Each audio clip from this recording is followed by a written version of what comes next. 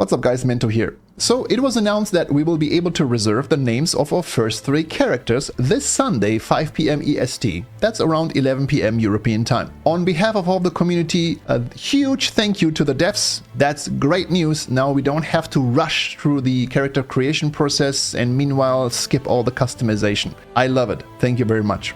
Now, on my streams, I get asked a lot, hey Mento, which classes will you play on launch? Which professions you gonna choose? So I figured, hey, let's make a video, let's talk about my plans, and maybe my ideas might inspire you and give you some insight and motivation and inspiration. So, without further ado, let's jump right into it. My first character will be a dwarf guardian. My second character will be an elf hunter. My third character will be a hobbit burglar. And my fourth character will be an elf lawmaster. Since we will only be able to create 3 characters on pre-release though, I still have to decide which character to choose last. Now let's talk about the professions. In Echoes of Angmar, each main profession will consist of 2 additional professions. So for example, my dwarf guardian will be an armorsmith, so he can craft his own heavy armor and his own heavy shields. The armorsmith though also has access to tailor and prospector, so my dwarf will also be able to craft medium and light armor for all the other 3 classes.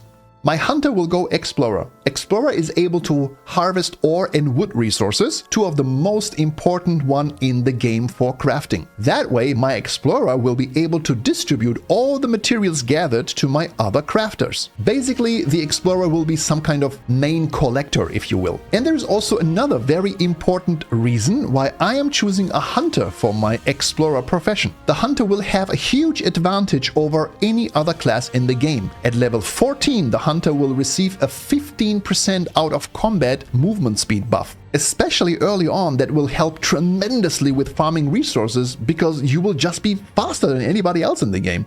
And also later, the hunter will be the only class who basically can port from one zone to another in seconds without even cooldowns. So that's why farming resources with the hunter will be very, very efficient. My hobbit burglar will be my tinker, so he will be responsible to craft all the jewelry for all my characters. But that's not all. The tinker also has access to the cook profession, so he will also be providing everyone with all the buff food necessary, which especially in the end game will be indispensable. So it's kind of fitting for a hobbit, don't you think? So now my elf lawmaster, my 4th character, and probably also my last character, will be the woodworker. As a woodworker, she will be able to craft her own staves and also craft bows for my hunter. At the same time, she will have access to forester. That means she will be able to process all the woods gathered by my explorer and also convert all the hides to leather. Remember, my armorsmith has also access to tailor, so he will be needing a lot of leather. And finally, the woodworker has access to the farmer profession, which will help my hobbit cook, because cooking requires a lot of ingredients and the farmer can provide them.